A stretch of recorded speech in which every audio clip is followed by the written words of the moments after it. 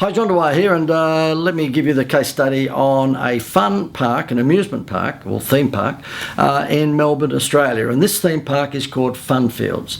Now, Funfields is a water-themed park. So it has lots of water slides, and it has other things too, like dodgem cars, and it has the mini golf, and it has the go-karts, and it has a whole bunch of other things, but it's predominantly a water park. And in Australia, in Melbourne, throughout the spring and summer periods, it can get up to 40 degrees Celsius, and so therefore, you know, their peak season, of course, is in the spring and summer. It's really, you know, it surprised me when this particular business came on board. The owner happens to be a chap called John Verga, and John said to me, look, can you come to Melbourne and visit my park? And I did. And when I went to the park, I was pleasantly surprised. It was very well landscaped.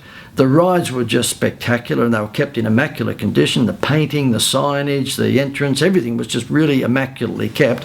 And whilst it was not Disneyland by any means, of course, it was still Disney-like in terms of being very well kept and very pretty. Anyway, he said to me, look, I just want you to increase the patronage in the park. And he explained to me that the patronage in the park was sitting somewhere between the 1,000 and 1,500 person mark throughout the summer period, and he'd love it to get up towards 2,000. It would be just fantastic. And I said to him, okay, well, that's great. And we walked around the park, and he was pointing out the various rides to me and so forth. And then we come across one that looked like it was relatively new, and it was 12 months old, and it was called the Typhoon. And it was one of those big slippery dip water slide things where it came down from the mountain range. This park was on the base of a mountain, and so therefore it came down from the mountain, and the kids would, well, I say kids, but adults as well, but mainly kids, would go around a breakfast bowl sort of thing, and then they'd spit out the other end. And it was called a Typhoon, right? And I said to him, wow, you know, that looks fantastic. And there was a school excursion there that day, so there was lots of kids screaming with delight. And I said, wow, that looks fantastic, the Typhoon. He said, oh, JD, don't talk to me about it. And I said, why not? He said, oh, you know, that thing was millions of dollars when we brought it out last year, 12 months ago, before last Christmas. And it's been a white elephant because, you know, despite the fact it's voted as one of the most popular rides in the park, the thing is that, you know, it hasn't really increased the patronage. So it's great to be sort of voted one of the most popular rides, but if it's not bringing more people in, then, you know, we've blown a few $1 million on this for nothing. And I said, gosh, that's no good. He said, yeah, so much for, you know, what it was going to do for us, the longest water slide of its type in the world. And I went, bzz. Excuse me? Could you just freeze frame that? What did you just say? And he said, it hasn't done anything. I said, no, the longest water slide in the world thing. He said, oh, well, apparently it's the longest water slide of its type in the world by 6 inches or whatever. And I said, but I've just looked at all your brochures, and I've just looked at your TV commercials, and I've listened to your radio ads back in the office, and I didn't hear longest water slide in the world at any one of those. And he said, well, don't blame me, blame Liz. And Liz, his wife, was beside him. And I said, what do you mean, blame Liz? He goes, oh, well, she's an accountant. And I said, what's that got to do with anything? He said, well, you know, we had a water slide a couple of years earlier where we really did beef it up in terms of our advertising, and we had 2 or 3 complaints from people who thought, you know, we were hyping it up and they were underwhelmed. And so we really don't want to go crazy again. I went, what? I said, look, I'll tell you how to fix this. And he said, what's that? I said, well, divorce Liz for a start. And Liz had only met me for the first time. She had not been to my seminar where John had. So it took a little while for her to realise I was just joking. It was a sarcastic remark. So anyway, look, we're great pals now.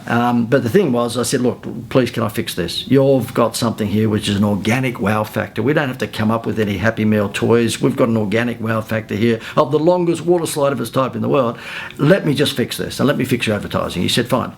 So all we did, we spent a few $1,000s getting a drone in. Okay, you don't have to get a helicopter these days, and the drone just took image of kids coming screaming down the water slide, and we basically redid his TV commercial and his radio commercial and everything else.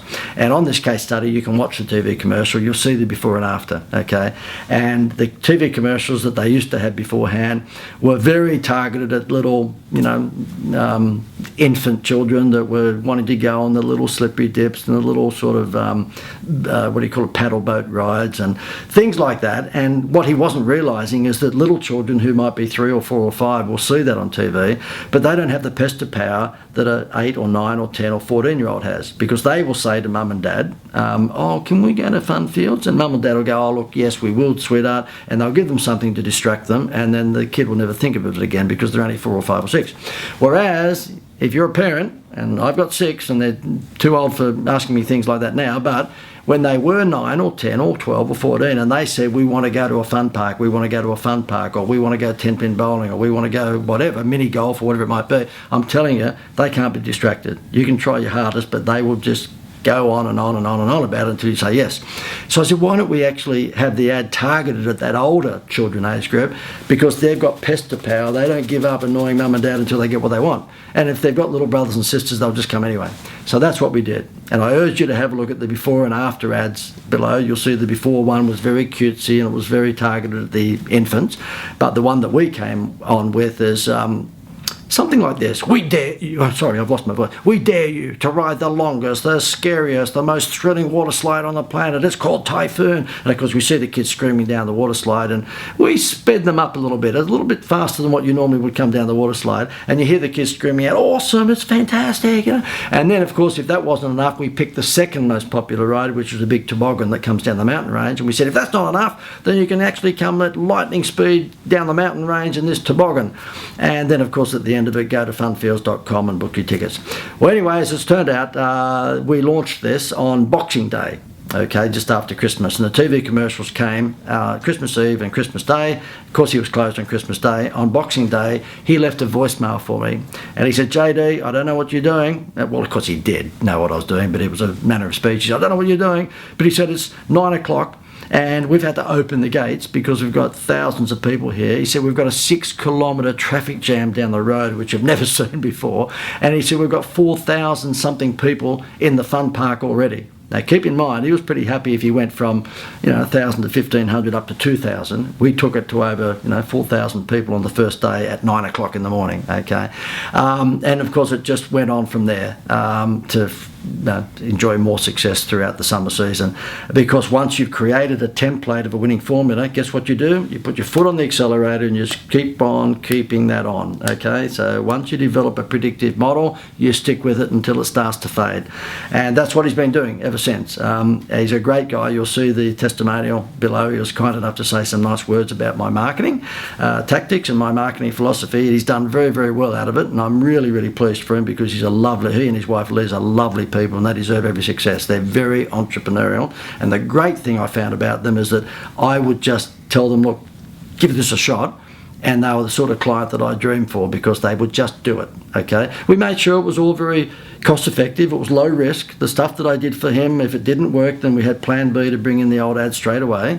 So it was not like he had to risk a lot of money. It was the same budget on TV and the same budget on radio and the same budget on letterbox drops that he had the year before. The only thing that changed was the creative. And I have to say to you is that, my model is based on a system. There's no question about that. But if you can put some pixie dust in there, which of course is the creative, it can make all the difference.